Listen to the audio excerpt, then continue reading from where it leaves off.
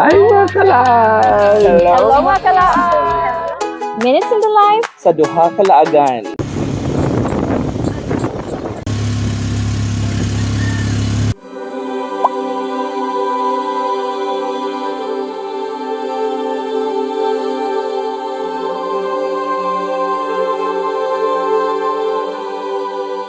Hello, mga kalaags! And welcome to Minutes in the life Sa Duha ka Laagan, live here at Lindogon Shrines, Simala Sibunga, Cebu. Oh yeah. So here makita na to ang very famous Simala Shrine, Yes. or some people call it Our Lady of Lindogon Yes. Shrine, but it's called the Monastery of Holy Eucharist. A little history ay kalaag, Esther. Yes, go. So in the year 1998 ko no, ang kaniko nga lugar diri ang mga tao na kuan sila og kanang dengue. So murag kuan dito siya nga panghitabo no, grabe. Yes. And then here comes of course si Mama Mary nga nagperform og kanang miracle, Miracles. diba? Tungod ato nangaayo ang mga tao. And then it gave a very strong impact sa ilang lives. Kay mura mo gutog mo ay nakaluwas sa mga na-affected sa dengue. Yes. And since then, nagsige na gud ko ano kanang ano ang mga tao anhi dinhi. Oh, word of mouth, then eventually nakatag na gid siya Yes. all over the Philippines. Of course. And of course katong taga-laing country, mura nilang arion para mo tan-aw ni Mama Mary. Itong mga testimonials kalag, Esther, sa mga tao ba nga na, for example, itong mga naayon na dito nakita na ko mga wheelchair. Exactly, ilang gidonate. No, mga crutches. Kaya nakalakaw naman sila thanks to the miracles. Oh, Mama Mary, no? And Tapos ang nag-take og board exam, Oh, yes, yan, makapasa daghan. sila. Nga ilang ibot ng ilang letter plus katong pencil or Ilang ball pen gamit, or no? ilahang katong kuan sa name tag sa ilahang yes. school, ilang ibutang dito. Diba? Ano yung mga things nga di dyan na to ma-explain, Yes. Mura gina siya, holy intervention. no? Faith rajud siya. Yes. And then miracles. Speaking of mga miracles kalag, Esther, ano na mga miracles nga nahitabo sa imong life? I think di ko makaingon gyud nga kanang miracles nga pareha gyud anang miracles nga na-experience sa uban nga kanang andi kalakaw nakalakaw, but I think every day is a miracle. Oh, yes. Ang kuan na lang daan when you wake up healthy, yung makaabot ka sa imong work nga healthy, nga nalikay ka usahay na yung mga gamayng accidents sa makaana ka usahay nga hala no kanang na save ko ato nga day. Nakay nang may anak kalag MJ. The same po sa imong kalag, Esther, wala pag ka ng mga dagko kay nga mga miracles, no? Pero katong imong giingon ganina, nga kana ganing wake up ka every day. Exactly. Kanang makaingon ka, we're lucky nga na gitagaan pa tag chance, no, sa Ginoo nga para mo live life pa jud gihapon. And another kuan po, well, I cannot say a miracle, but maybe guidance. Correct. No, when I katong I ask for his guidance nga makakita og trabaho. Yes. Kato, so like kanang I and my friends katong nangita lagi trabaho after graduation, and then kanang ana sila nga ato tag Santo Niño. Sa Santo Niño noon to. Pero ato Santo Niño nya nangaji nga Lord kung mo jud ni imong plan nga ari jud ko dinhi, ikaw nay bahala. Exactly. Oh, so pero daghan ko gi-applyan ato. Nga mga pero dito kuan. siya napunta Pero, sa kuan. All right. yes, first work na ako, Yes. no? Shout out Shout out din sa mga friends sa school dito, no? Nga, Lord, kung dili jud ko nimo ibutang, pero actually ito na ko siya first choice. Of course katong nga time good, boom good ang call center. Yes. Call center, dakog sweldo. Correct. Ana ba niya pag ko Lord, uy, ganahan ko atong call center kay ana. Pero kung ari jud ko nimo ibutang, nara jud na nimo. Dito jud ko nibutang sa usa. So I think sakto ra pud no kay murag hangtod karon, I am still in the same field. Do dili siya katong but I'm very thankful. Yes. Nga dito ko napadong kay murag in fairness sa training and all. Yeah. How di ko lagi sa wala kay mga kuan din ha, mga ginagmay mga kuan.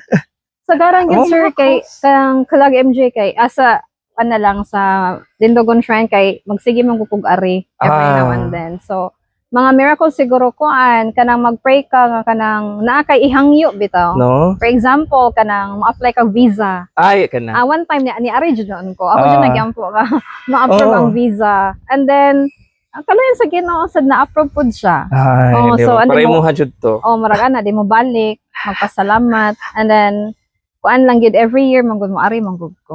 So karon ko nakaari.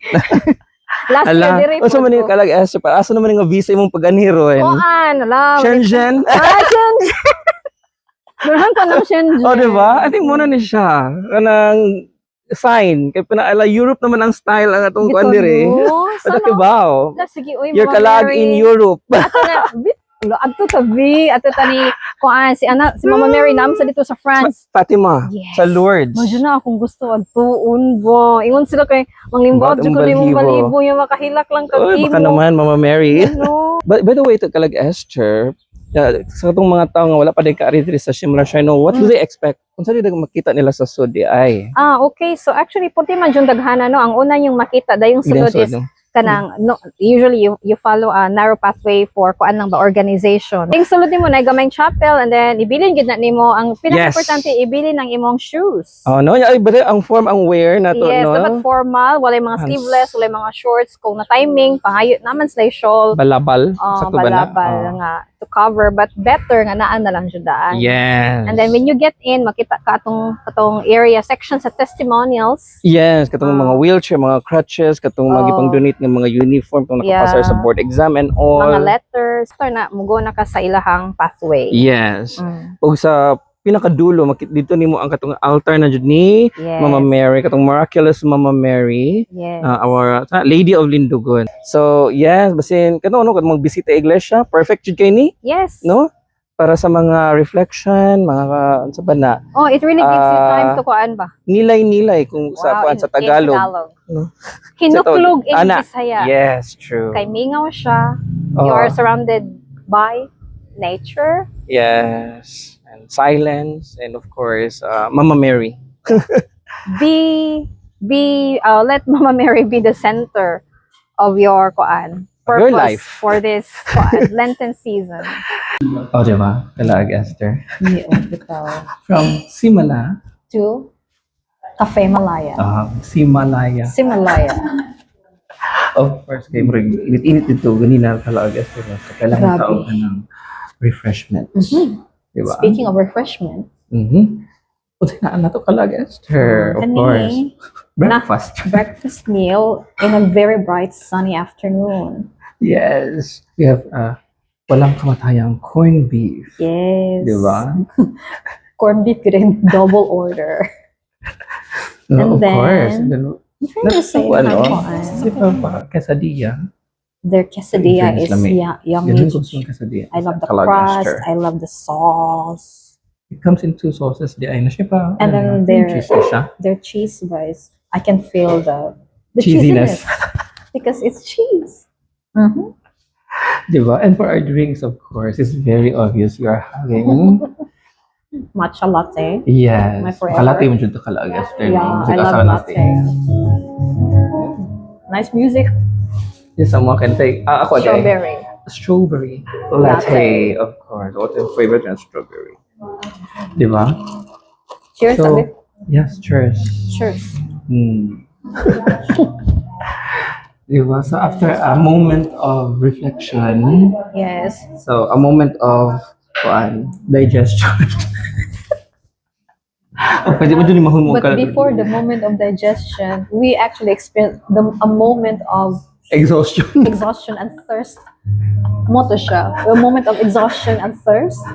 A moment of extreme hunger. Diba? Exacto. After a moment of kanang enriching our souls, another spirituality, spiritual life, of course. Spiritual awakening. At least enrich ang atong stomach. Of course. It goes together, Oh, di ba? When you enrich your faith, you enrich your stomach. Paano mo yun na? Soul and body. And body and soul. May tama ka dyan. So, moto. Namin din. And of course, kalag Esther, di man dyan mahimo ang laag na to. Nga walay. Kaon. Of course. It's part of the laag. We are foodies. And we are, cafe lovers. Yes. And so that's why we are here. So, yes, you can drop by here. Kung ano siya mga 5-minute walk sa Luyos sa simbahan. luyo sa simbahan. Timan. Mind you, the simbahan is really big, so loyo sa simbahan. Alam Just mo keep going, and keep walking. Mm. Voila! First, you go uphill, and then you go downhill. And there you have it. Cafe Malaya. Oh, yes. Diba? That's something to enjoy ano nga cafe. Mm. Apart from the food and the drinks they serve, the overlooking view. Makakuha dyan siya kalaga, no? Kanang contemplate dyan ka. Makawag tam siya sa kakapoy. Contemplate and then plate. Mura siya.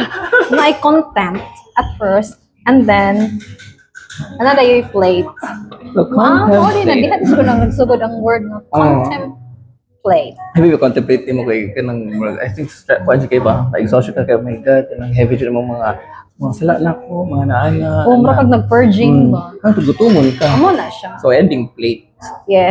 Contemplate. Yeah. So thinking and then kaon. So, This area is very ano. Especially you're from the city. contemplative. Kung siya, everything is in slow Slow pace. slow motion, slow moving. Everything is slow, calm, peaceful. Wanna siya, contemplate. Diba? Especially for those people nga very busy sa city life, no? Yes. Very good. Wanna siya ang perfect place to forget the hustle and bustle. After sa church, I think most of the siya pinakaduol nga kanang kuan like to relax after kana sa church, praying and all. Yeah, and siguro so wala pa kayo nakatultol. I mean, with tons of research, you can really find this place. It's nice actually. Kaya sa lang price, the usual kanang cafe nga kuan. Okay. So, ano naman ka, Esther? Balik na sa church. Oh, ma-contemplate na po. Mababay pa man ka. Diba?